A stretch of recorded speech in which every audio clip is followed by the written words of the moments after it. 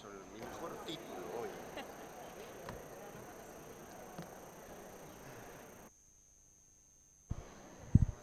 Vamos a esperar que traigan las aguas, ¿o no? Ceci, cuando me digas.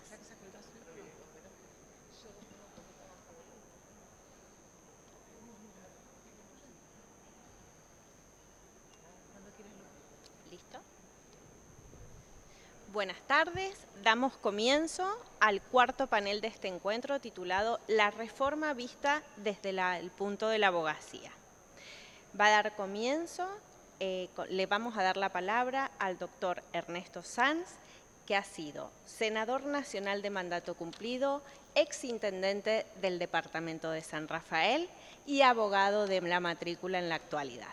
Doctor Ernesto, le damos la bienvenida y lo escuchamos atentamente. Bueno, buenas tardes, un placer, muchas gracias. Muchas gracias a los organizadores y especialmente a la persona que tengo aquí a mi lado, que en un principio yo iba a decir que tenía el inmenso orgullo de ser quizás el único que juega de local en estas jornadas, pero debo decirles que hay alguien que también juega de local porque ya hace bastante tiempo es casi más sanrafaelina que otra cosa, que es la doctora Patricia Fernández de Andriani. Y respecto a la presentación, me quedo con la última, la de abogado de la matrícula, porque esto es lo que soy y esto es lo que en este momento ejerzo. Pero la verdad que el título de senador mandato cumplido me permite hacer una digresión, si me lo permiten los demás integrantes del panel. Porque se ha hablado mucho de la reforma y se lo ha hecho con mucho rigor y con mucha calidad, inclusive con convencionales nacionales que son las palabras autorizadas en materia de lo que pasó hace 30 años. Se ha hablado o se ha visto la reforma desde la judicatura, desde un montón de lugares, pero quizás hay un pequeño lugarcito, un pequeño espacio en donde la reforma, no sé si es que no ha sido tratada, pero en el que yo puedo hacer algún aporte, que es en el proceso posterior que se vivió en el Congreso Nacional con la sanción de las leyes que reglamentaron la reforma del 94. Me tocó por suerte en la vida ser protagonista de una parte de ese proceso, quizás la parte más prolífica, que fue del año 2003 al 2015 en materia de reglamentación. Y entonces, previo a hablar desde la abogacía, déjenme que diga solamente alguna reflexión, que la hago a título provocador, porque así como el doctor Mariano Llorens, con el cual comparto muchas de las cosas que dijo, quiso hacer su alocución disruptiva, pero para interpelarnos a nosotros mismos, a mí me parece que esto también debe servir estas jornadas, y lo están haciendo, para interpelarnos a nosotros mismos de qué hemos hecho con la reforma del 94 y qué todavía nos falta por hacer. Y lo que quiero dejarles como reflexión, como título, si ustedes quieren, muy sintético, es que yo advierto una profunda asimetría respecto a las leyes que reglamentaron los principios constitucionales. Así como hay un enorme apego y coherencia, lo cual significa darle un sentido positivo al plexo normativo en materia de ampliación de derechos, yo encuentro en estos 30 años que ha habido avances significativos que han complementado, que han enriquecido, que han completado el principio de ampliación de derechos, que es uno de los pilares fundamentales de la Constitución Nacional. Enseguida hablaremos seguramente de algunos de ellos: usuarios y consumidores, medio ambiente, amparo como garantía, etcétera, y tratados internacionales de derechos humanos, obviamente en primer lugar. Pero así como hubo apego y coherencia en ese campo, yo advierto, lo digo con la humildad de haber formado parte en algún momento de ese protagonismo de algunas leyes, ha habido desapego e incoherencia en el capítulo de organización de poder. En materia de organización de poder estamos en deuda. Tanto es que estamos en deuda que hoy, a 30 años, mientras nosotros estamos aquí conmemorando y festejando estos 30 años, se está debatiendo en el Congreso y fuera del Congreso precisamente muchas de las leyes que reglamentaron los principios constitucionales y que Algunas de ellas fueron decretadas nulas, por ejemplo, la 26080 de conformación del Consejo de la Magistratura en el año 2006, para volver al Consejo original, y otras de ellas están en este preciso momento formando parte de un debate tremendo en el Congreso de la Nación, como es la ley de reglamentación de los DNU y de los decretos delegados. Ni hablar, y no voy a hablar porque me da mucha vergüenza teniendo a este señor que me está mirando ahí en primera fila, ni hablar de las leyes del federalismo, porque ese señor que me está mirando ahí va a cerrar magistralmente, como siempre, esta jornada y es hoy por hoy el jurista más prestigioso en materia de federalismo que hay en la Argentina, que es el doctor Antonio Hernández. Pero debo decir que en materia de leyes federales también estamos pero absolutamente en deuda, tanto es así que la noticia de todos los días es que por falta de legislación los gobernadores siguen peregrinando por sus derechos, y no siempre los derechos fiscales, no siempre por plata, sino por otras cosas mucho más importantes respecto a la nación. Entonces quería decirles esta simple cosa, pero voy, para ganarme el tiempo, ahora voy a hablar como abogado, no como senador mandato cumplido. Yo creo que el impacto de la reforma en el ejercicio de la profesión ha sido tremendo. Ha sido tremendo. Creo que no hay abogado en la Argentina que no pueda decir que hay un antes y un después en el ejercicio de la profesión respecto a la reforma del 94. En materia de ampliación de derechos, el plexo normativo, o sea, la incorporación de los tratados, como esta mañana lo escuchamos con mucha atención al doctor Barra, una autoridad en la materia, la incorporación de los tratados internacionales de derechos humanos ha generado una pléyade de derechos que algunos venían en nuestra Constitución en los derechos de primera generación, está claro. Otros se incorporaron en esta nueva etapa y algunos, fíjense, algunos inclusive estaban como derechos de primera generación, pero luego la impronta de la reforma y la incorporación del concepto de los tratados internacionales le dio en muchos fallos judiciales una visión distinta. Ejemplo, que lo tenía anotado por ahí, hay un amparo de los abogados con discapacidades visuales de la Ciudad Autónoma de Buenos Aires, en pleno proceso de la pandemia, que inician un amparo contra la Corte Suprema de Justicia por la página digital, que en ese momento no los contemplaba, y el fallo de una Cámara Contenciosa, de un juzgado contencioso administrativo de la capital federal, de la Ciudad de Buenos Aires, establece que el concepto es el concepto de igualdad del artículo 16, pero ya no en el concepto tradicional y casi les diría mezquino, perdón por la palabra, previo a la Constitución, sino el concepto amplio de la igualdad, no de la no discriminación, sino de la pertenencia a grupos de iguales. Concepto extraordinario.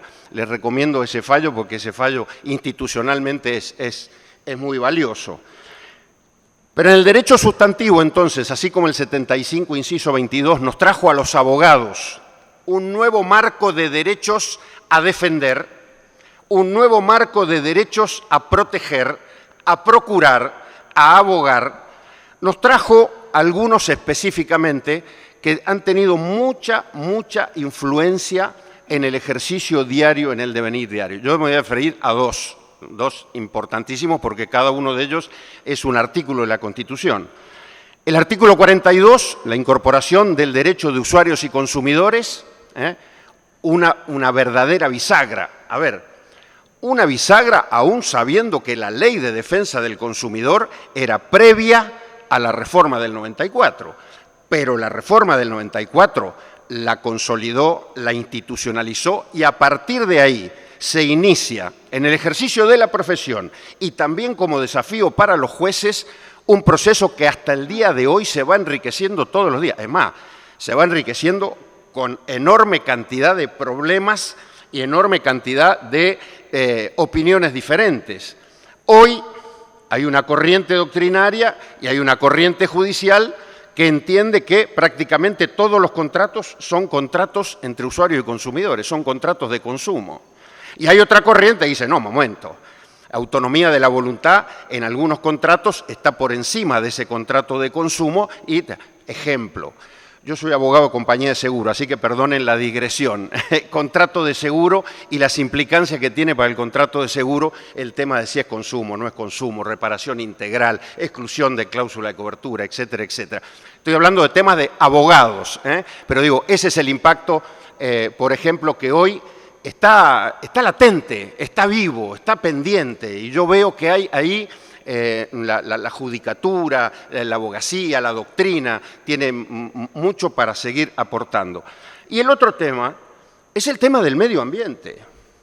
Ustedes están en una ciudad, San Rafael, Mendoza, donde además de todo lo bello que ven, además de todo lo que han podido apreciar, digo, para los visitantes, ¿no? Nosotros tenemos algunos problemitas. A 25 kilómetros de acá hay una mina de uranio que durante muchos años la Comisión Nacional de Energía Atómica explotó. Mal, bien, no voy a entrar en ese terreno. Pero que un buen día la cerró y no remedió las consecuencias de eso, cuando hay una ley nacional que obliga a que todo el residuo mineral radioactivo que sale del lugar de origen va hacia Córdoba y luego a Ezeiza para transformarse en las pastillitas de los reactores, pero luego tiene que venir ese residuo al lugar de origen, una ley nacional. Bueno, eso no se remedió.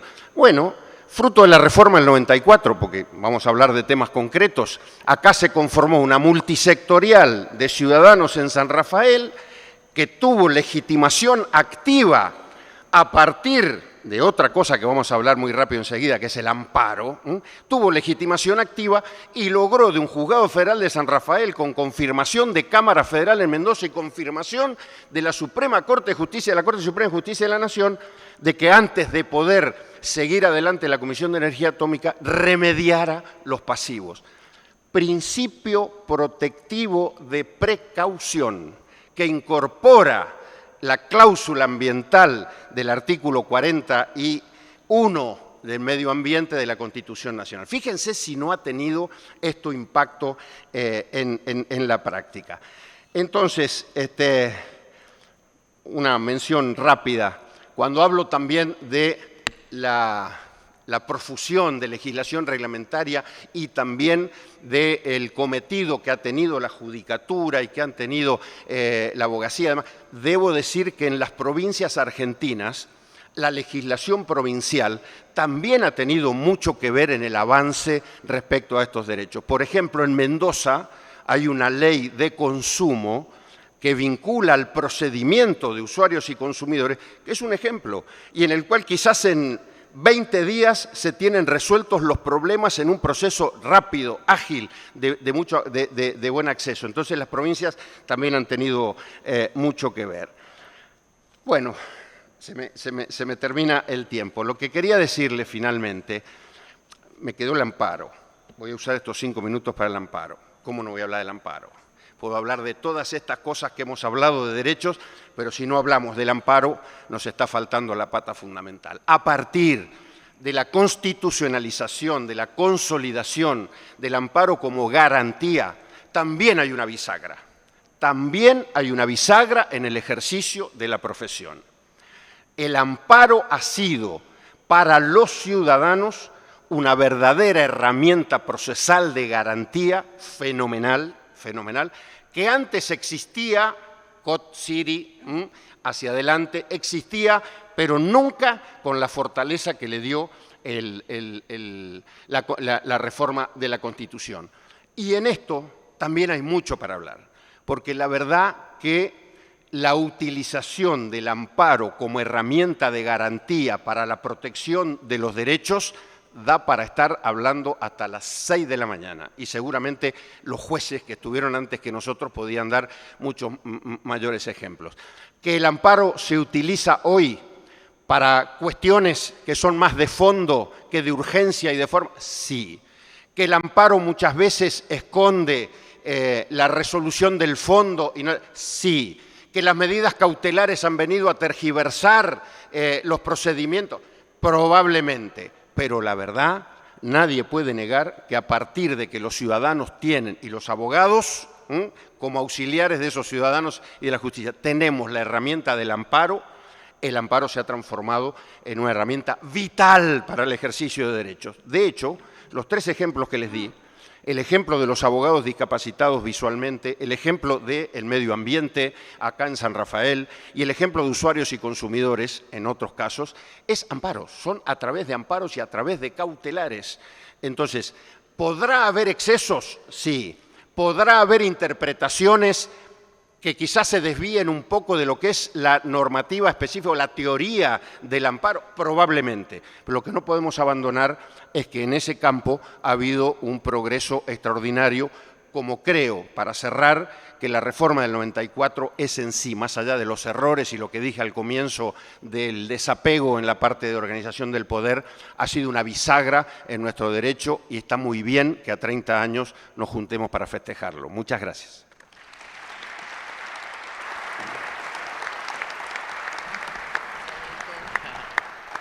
Muchas gracias, doctor Ernesto Sanz.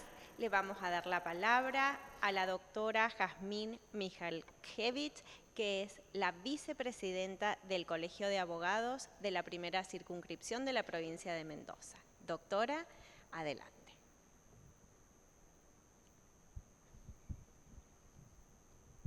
Muchas gracias Luciana, gracias a los organizadores de este evento, la verdad que ha sido un lujo y gracias por invitarme a participar. Bueno, 30 años después de la reforma constitucional no solo revisamos el texto normativo, sino también el impacto que ha tenido en el ejercicio de la abogacía. Claramente lo ha expresado el doctor Sanz en materia de derechos como derechos civiles, políticos, medio ambiente, consumidores, los recursos sumarísimos. La reforma es un hito que sin duda marcó un antes y un después en nuestra historia jurídica y política. Como abogados hemos sido testigos privilegiados de los efectos de esta reforma, no solo desde el punto de vista normativo, sino desde el punto de vista de la vida cotidiana de los habitantes de este país.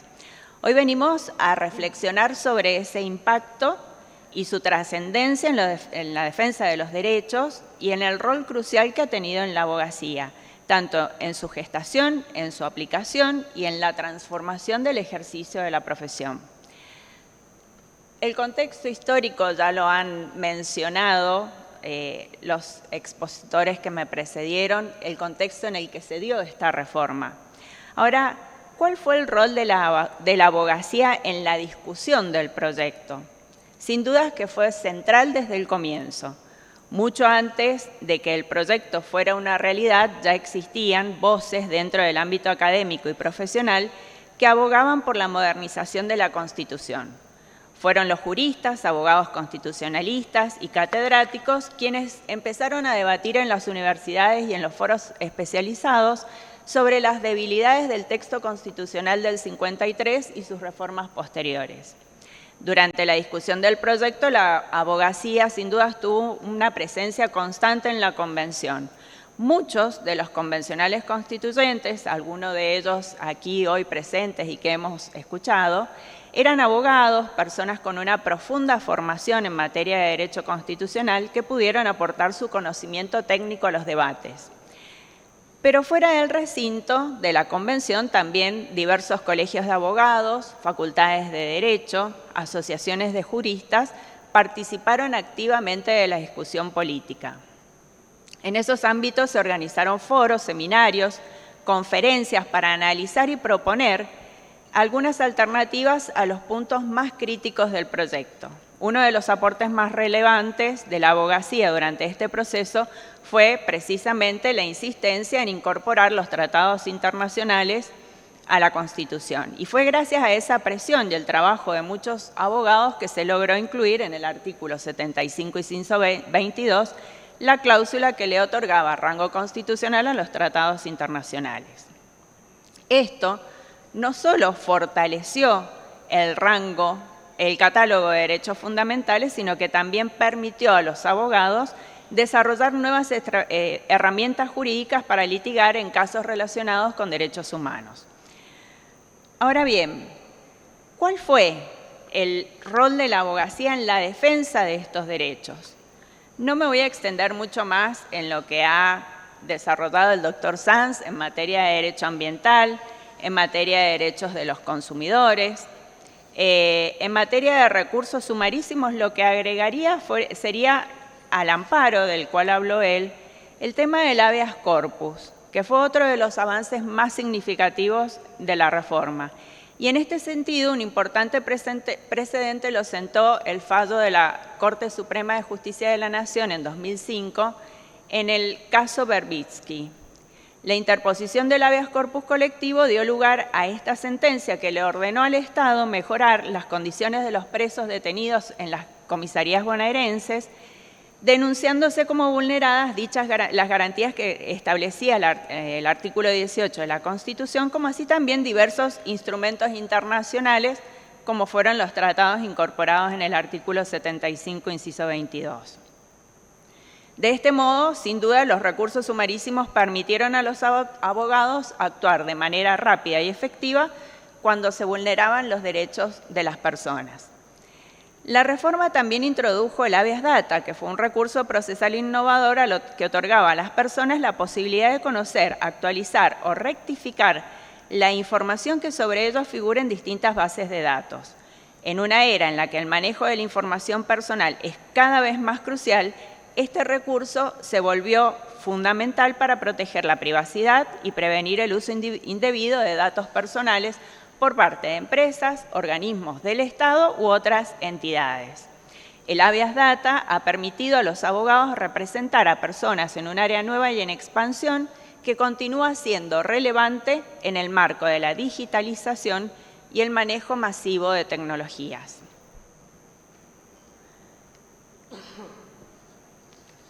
En materia de tratados internacionales, no voy a agregar más que lo que dijo el doctor y los expositores que me han precedido, pero en definitiva, ¿cuáles fueron los aportes que hizo la reforma al ejercicio profesional del abogado?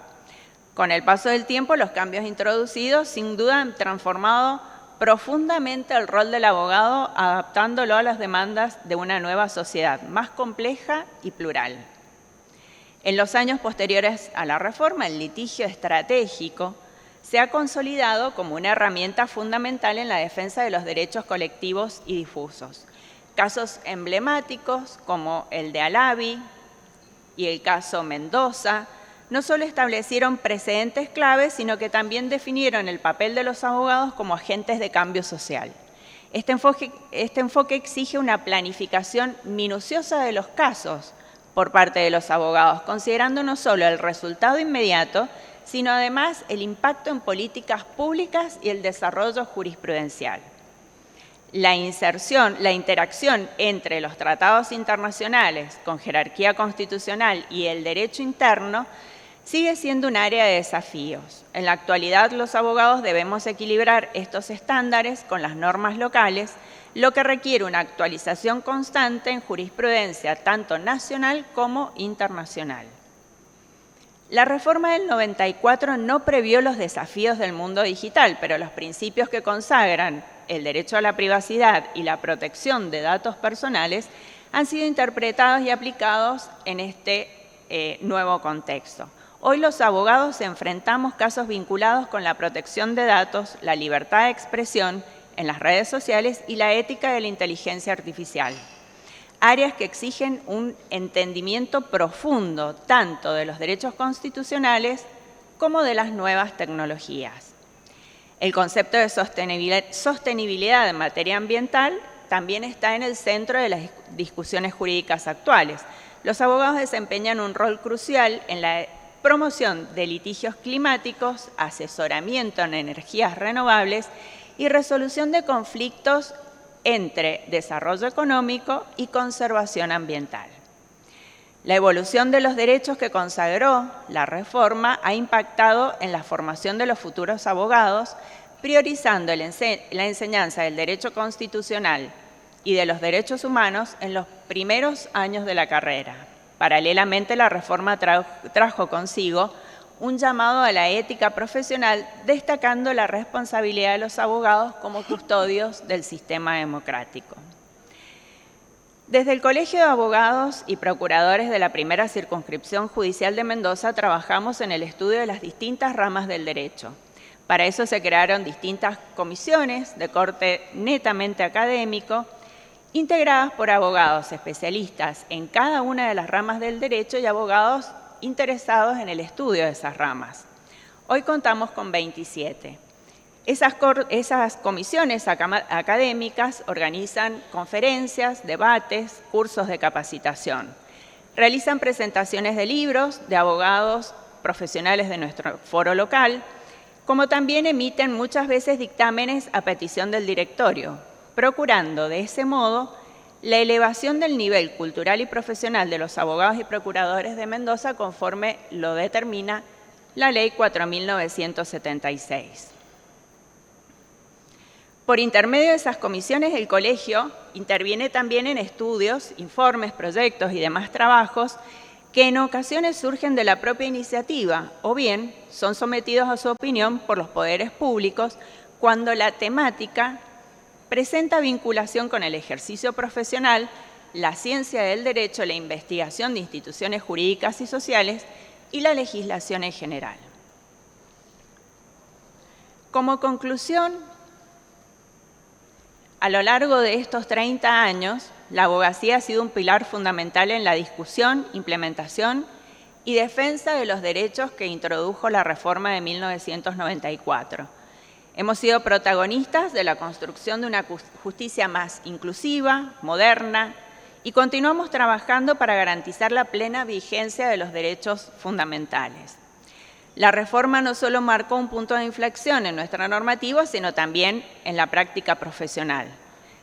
Transformó al abogado en un profesional más versátil, informado y comprometido con los valores de justicia, igualdad y sostenibilidad.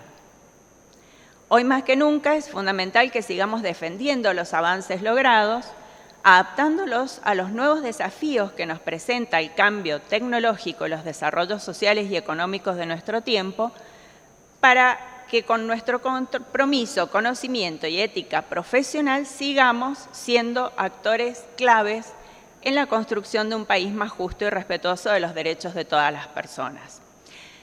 No olvidemos que la Constitución es mucho más que un marco jurídico.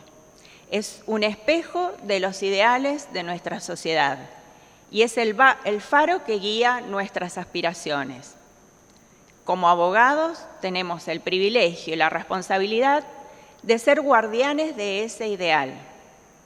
El desafío no está solo en defender lo que ya es, sino en atreverse a imaginar y construir lo que aún no hemos alcanzado. Muchas gracias.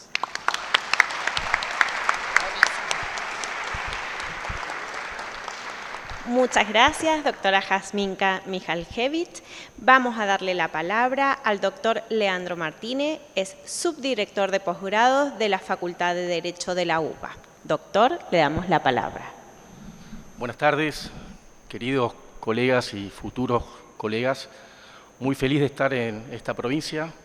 Les confieso que es mi preferida. Y gracias, Patricia, por tanta fraternidad y hospitalidad. Voy a ir al grano.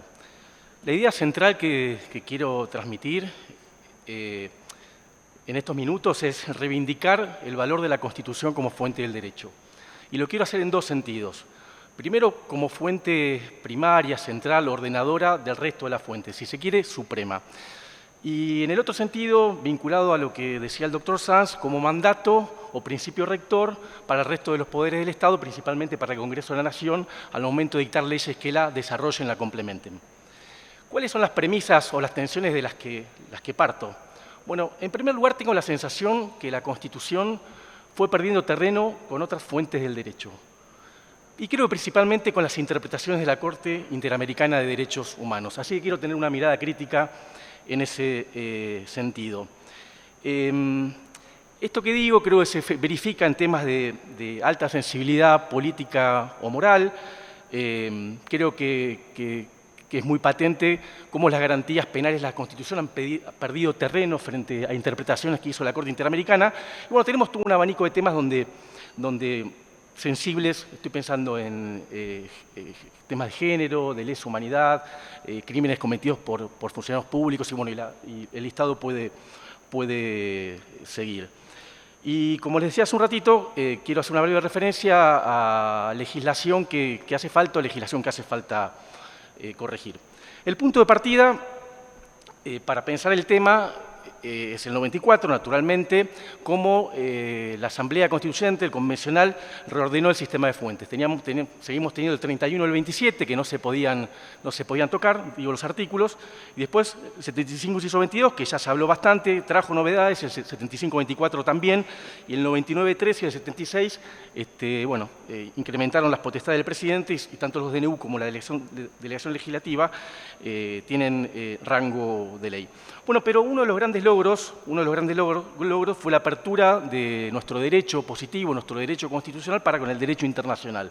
El derecho internacional de los derechos humanos, el derecho de la integración y el derecho y los tratados en general. Esto lo dijo el doctor Barra. ¿Qué advierto o qué sensación tengo? Que tenemos algunas confusiones y algunos problemas.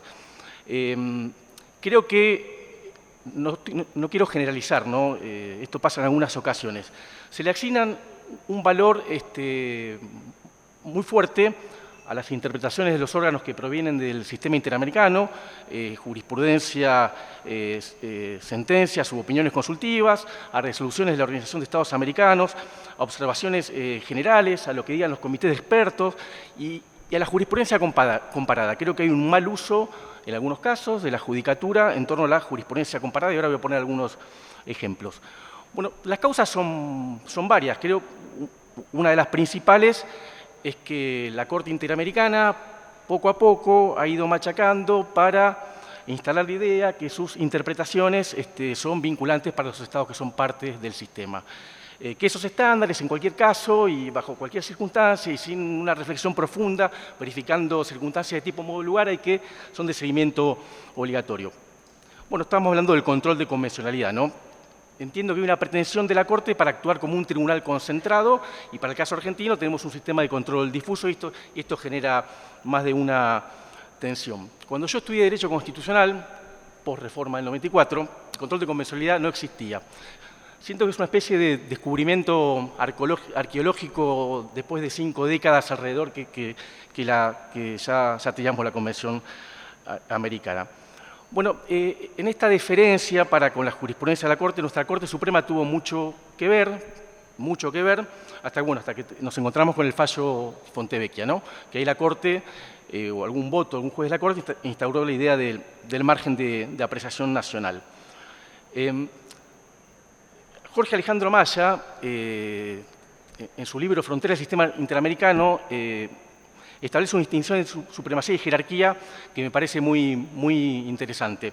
Vinculada, bueno, los amayistas saben de qué estoy hablando, vinculada a la identidad constitucional, a la teoría de los contralímites, como una manera de intentar ordenar un poco las cosas y poner a la Constitución en el lugar que le corresponde.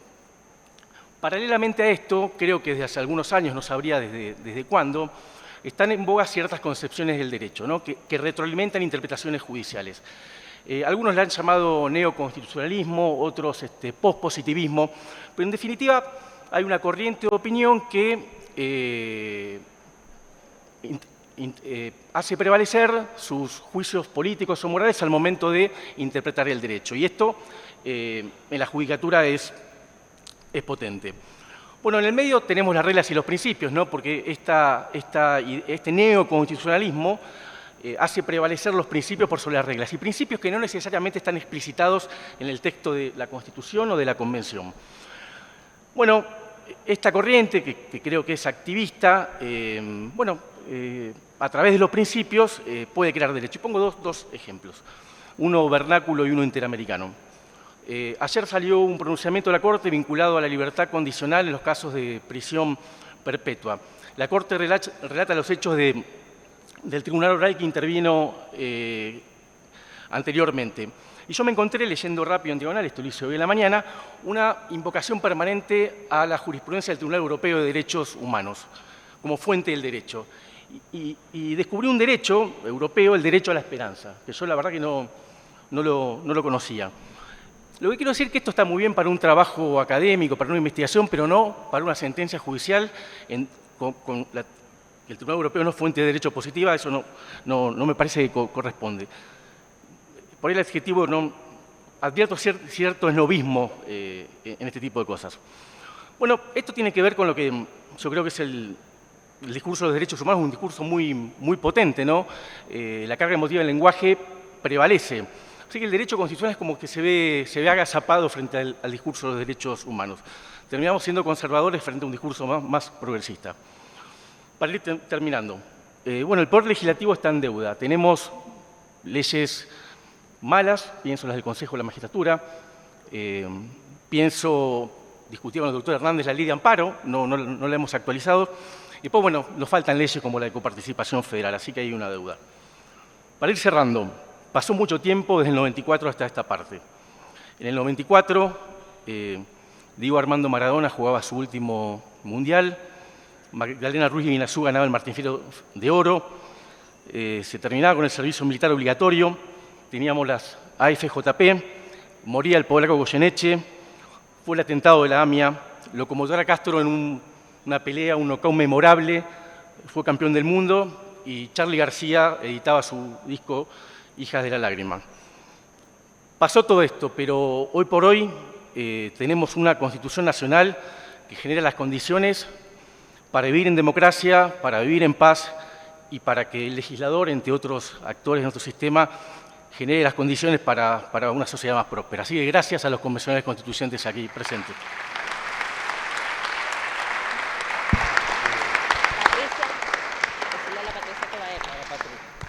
Muchas gracias, doctor Leandro Martínez. Le vamos a dar la palabra a la doctora Patricia Fernández Andriani.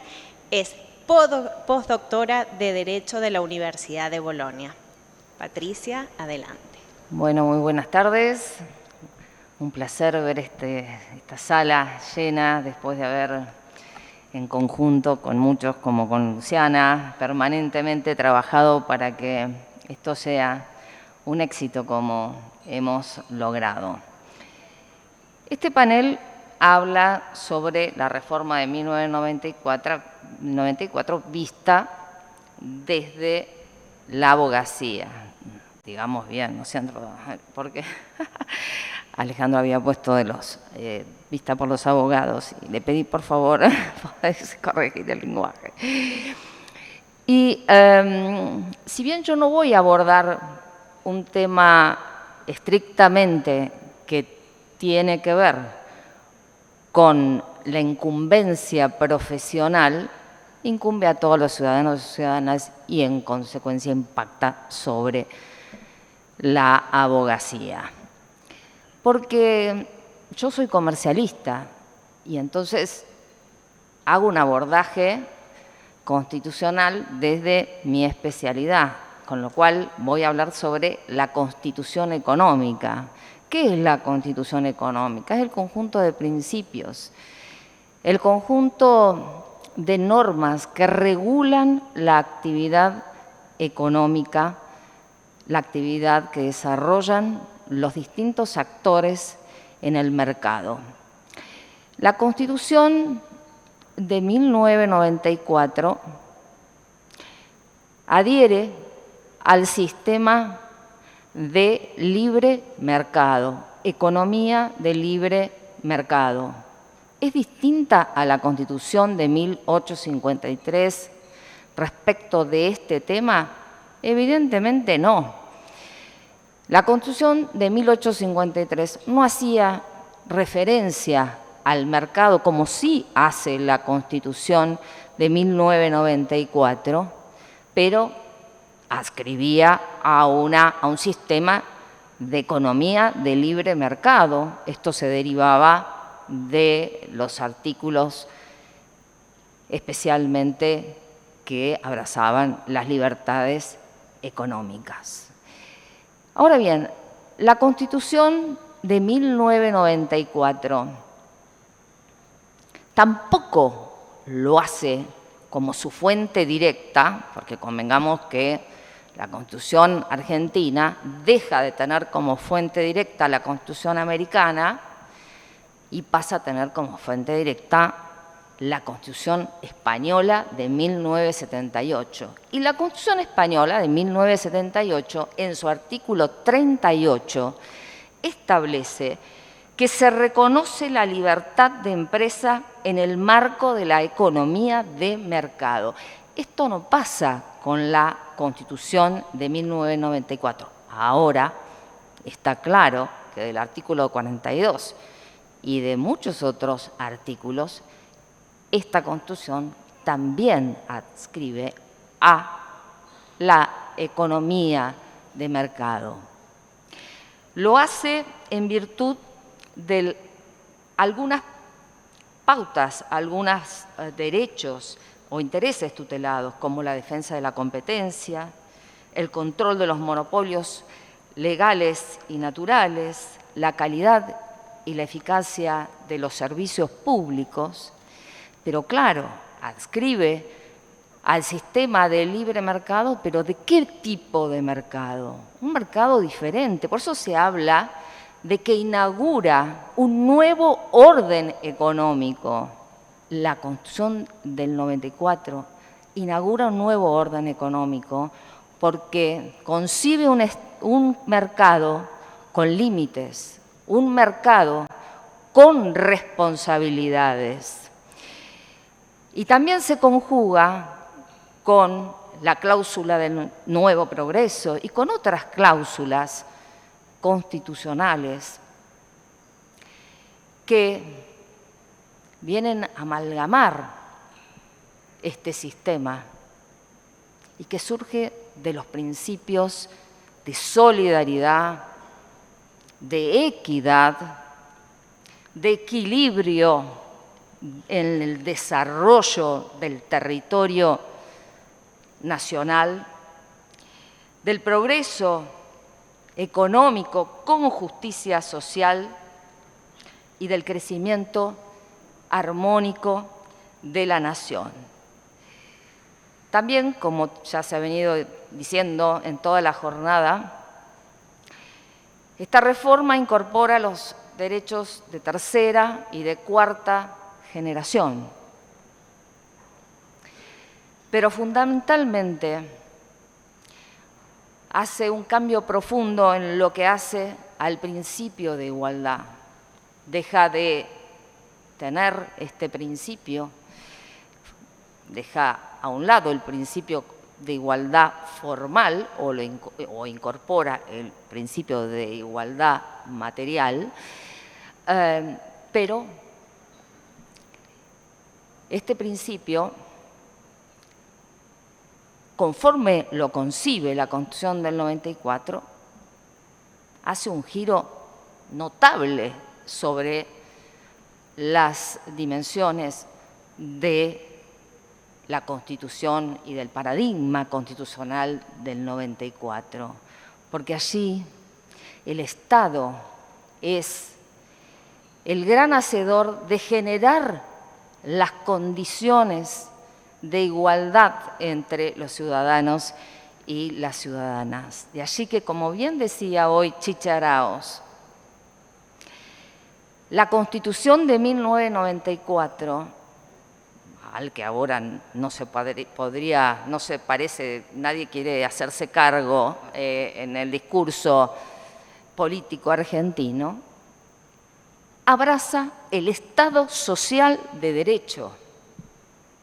Y abrazar el Estado social de derecho significa eso, que el Estado tiene la obligación de generar las condiciones de igualdad entre los ciudadanos y las ciudadanas. Por eso, la Constitución de 1994 articula la igualdad en la economía de mercado, propiciando el equilibrio. ¿Cuáles son los ejes de la Constitución económica? Primero, la iniciativa privada. La Constitución 94 no habla de iniciativa privada, tampoco habla de libertad de empresa, como sí lo hace su fuente, la Constitución española. Pero esto surge de la libertad de comercio, la libertad de industria, la libertad de trabajo, la propiedad privada. Claro que todos estos derechos, y ya no lo eran antes, pero con mucho más razón en el Estado Social de Derecho, no son absolutos. No son absolutos y están restringidos en muchos casos por las mismas propias normas constitucionales, como el derecho de propiedad. Pero también en estos últimos años se han visto grandes fallos, tanto de la Corte Suprema como de las cámaras nacionales, en este sentido, de que la libertad de comercio, la libertad de industria, la libertad de contratación y la libertad de asociación tienen límites. Y vaya si los tiene, los casos Fredo, el caso Cisneros, hace recientemente, el año pasado, el caso Jockey Club, donde está claro, se le ha impuesto a un privado que tiene que contratar a una persona. ¿Por qué? Porque el límite de la libertad está en la igualdad, está en la no discriminación. Vaya si esto no es un Estado social de derecho. Pero a su vez, el otro eje sobre el cual se recuesta este orden económico es la intervención del Estado en la economía. ¿Cuál es el paradigma de la Constitución del 94 en cuanto a la intervención del Estado en la economía? ¿Qué rol se espera del Estado en la economía? Primero, la regulación, porque para ser satisfactorio los derechos de los consumidores, el Estado debe regular, ¿no? La planificación. ¿Qué es la planificación de la economía? Significa que el Estado social hace presencia activa para encauzar el mercado a la competencia. Pero claro, esa planificación debe ser racional, debe ser ordenada y fundamentalmente debe ser previsible. Pero también el Estado puede intervenir en la economía a través de la iniciativa pública. El Estado puede emprender bajo la Constitución del 94, también lo podía hacer bajo la Constitución de 1853. Por eso se habla que nuestro orden económico es de iniciativa mixta, pero a diferencia de la Constitución española, que es claramente de iniciativa mixta porque así lo abraza, en el caso de la Argentina se permite la iniciativa pública, pero esta es subsidiaria y debe por ley fundarse la utilidad pública para que pueda emprender el Estado. En conclusión, no existen áreas o materias que estén constitucionalmente reservadas a la titularidad pública, salvo en lo concerniente a los recursos naturales, por cierto, que surgen del 124. Pero tampoco existen áreas que estén vedadas a las privatizaciones. Tampoco existe discriminación o privilegios específicos a favor de empresas estatales, como sí lo hace la Constitución de Brasil en el artículo 4 de su Carta Fundamental. Indudablemente la Constitución de 1994 no adopta un modelo cerrado. Si bien es un orden económico de economía de mercado, cualquiera puede llevar un proyecto político, digamos, que no limite los derechos fundamentales, la propiedad privada, pero la Constitución no admite una economía enteramente libre ni una economía enteramente dirigida. Estos son los paradigmas a los que nos sitúa esta reforma constitucional en materia de constitución económica, pero todo recostado sobre 3 principios fundamentales: el principio de libertad, el principio de igualdad, ya no entendida solo como no discriminación, sino entendida como no subordinación, y la justicia social. Estos son los ejes de nuestra Constitución económica social. Y es el gran desafío que tenemos como sociedad: lograr las metas, lograr los propósitos que los constituyentes de 1994 se propusieron. Ustedes habrán visto estos nobles abogados y también estudiantes de Derecho a los que especialmente hemos invitado en esta jornada, que los convencionales constituyentes que hoy hicieron uso de la palabra en muchos casos se dirigieron a ustedes, porque en ustedes está la posta. No puede ser que nos resignemos, cruzados de brazos, al individualismo. Sigamos peleando por un proyecto justo, solidario y que nos incluya a todos y a todas. Gracias.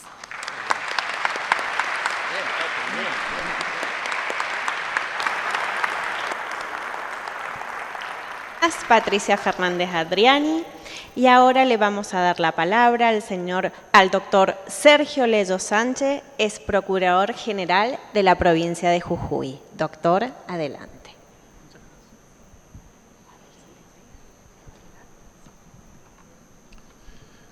Buenas tardes.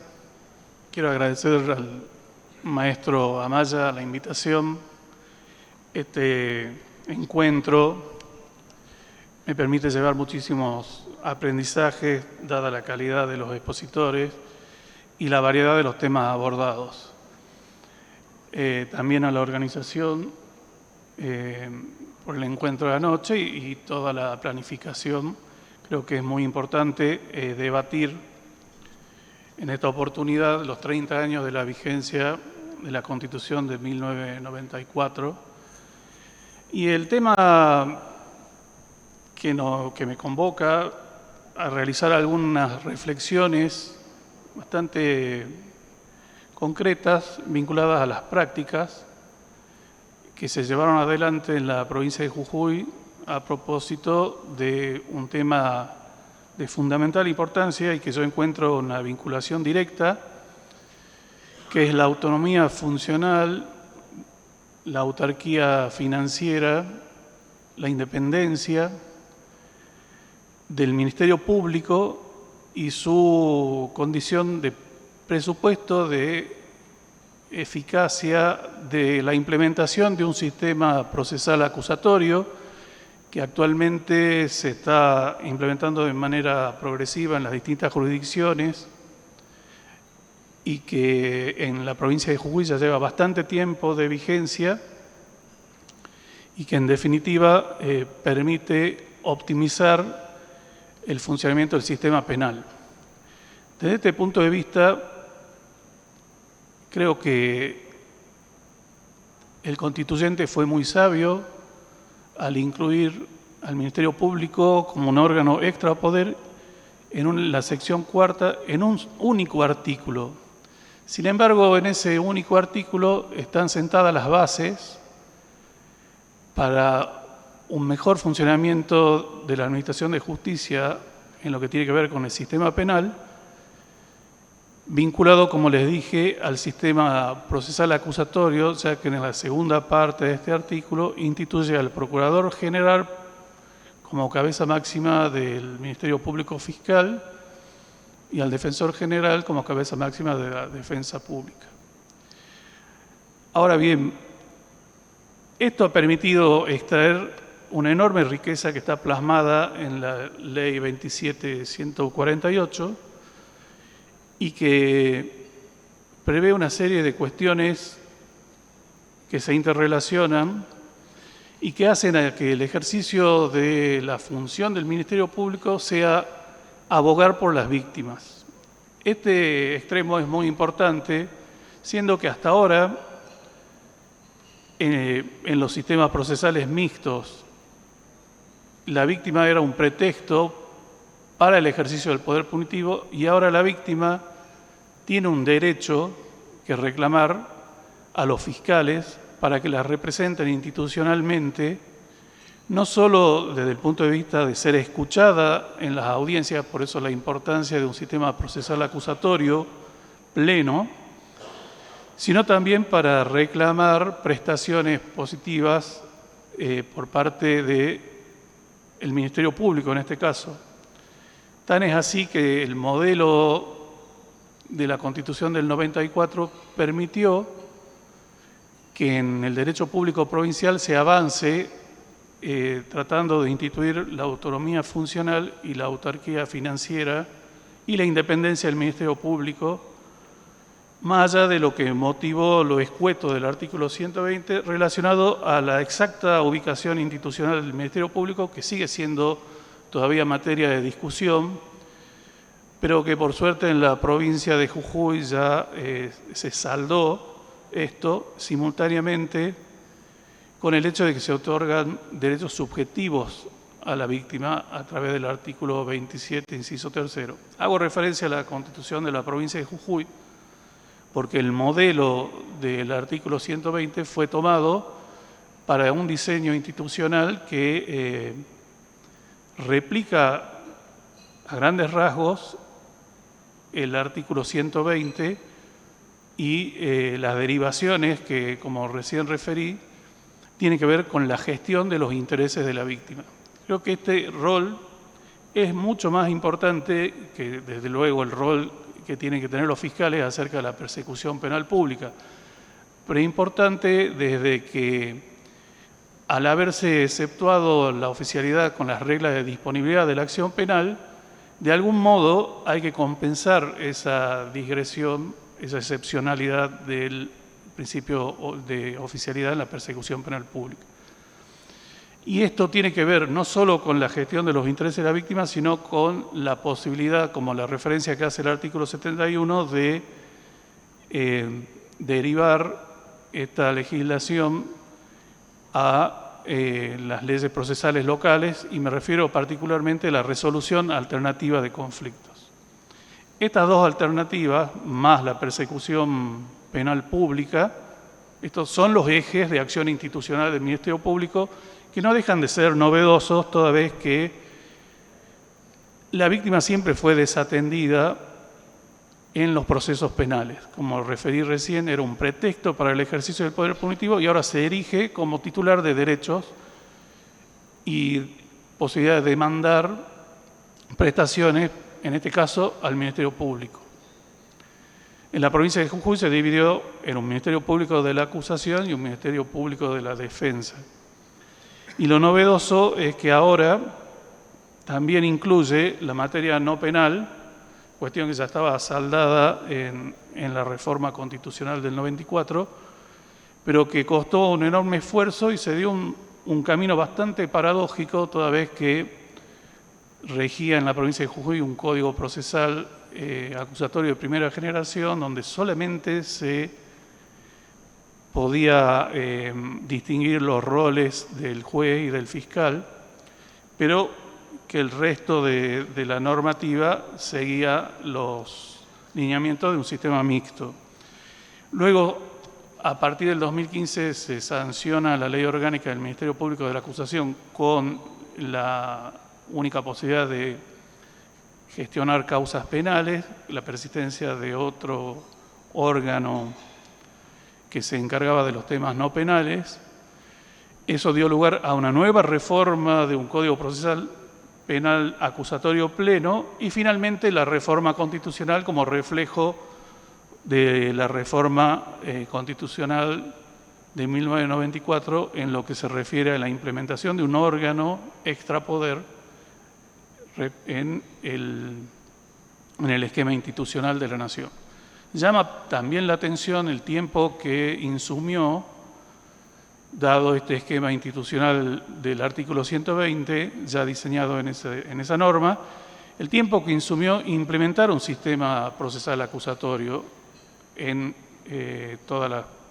a nivel federal, y la posibilidad que tuvieron las provincias, a pesar de estar en la generalidad de los casos bajo la órbita del Poder Judicial, poder llevar adelante acciones institucionales basadas en la autonomía funcional.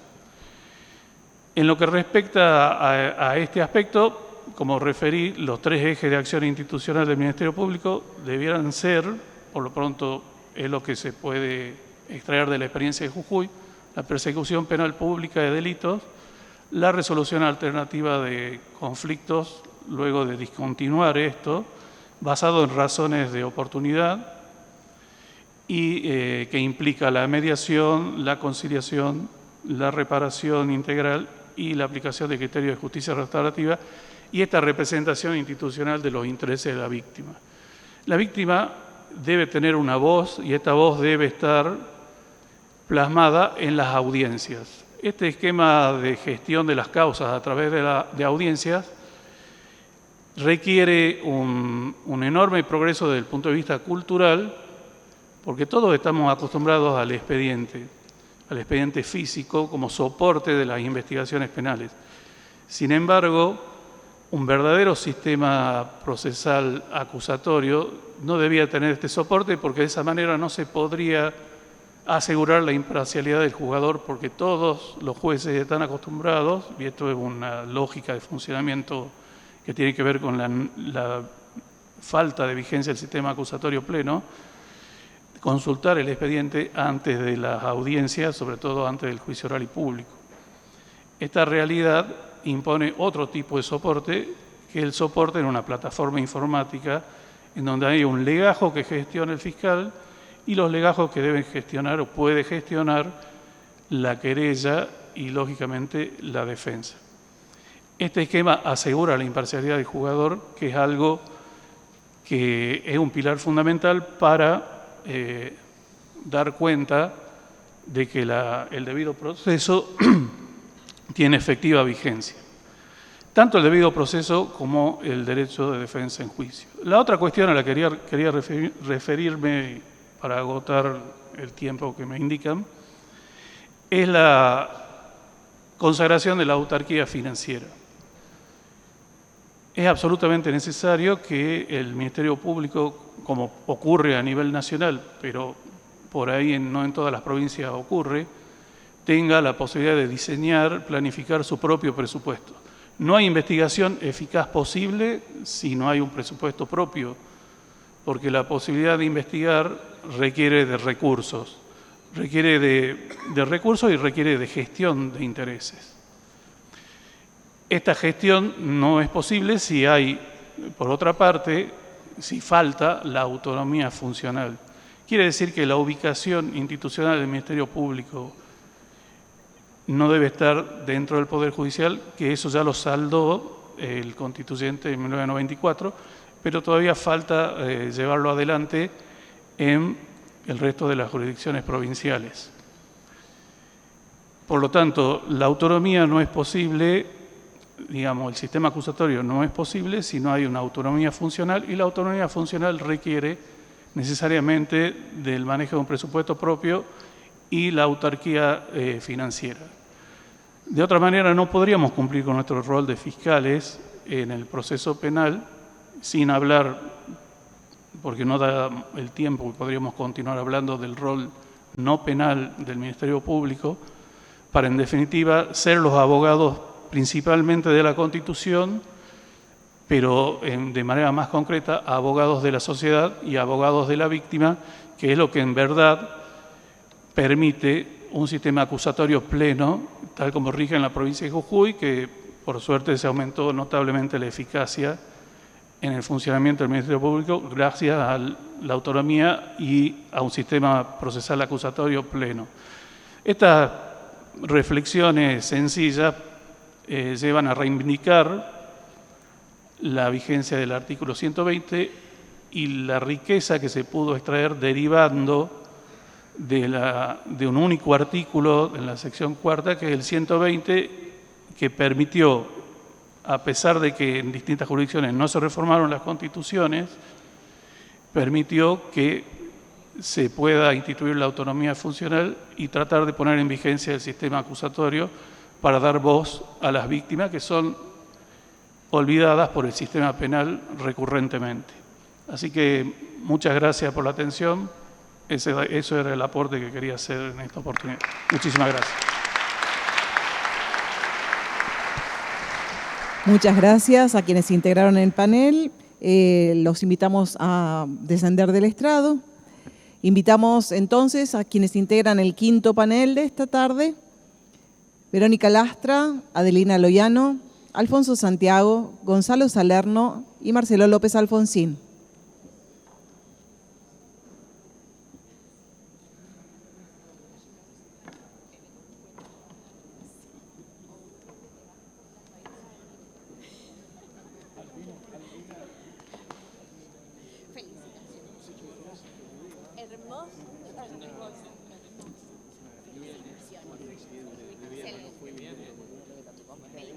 Excelente.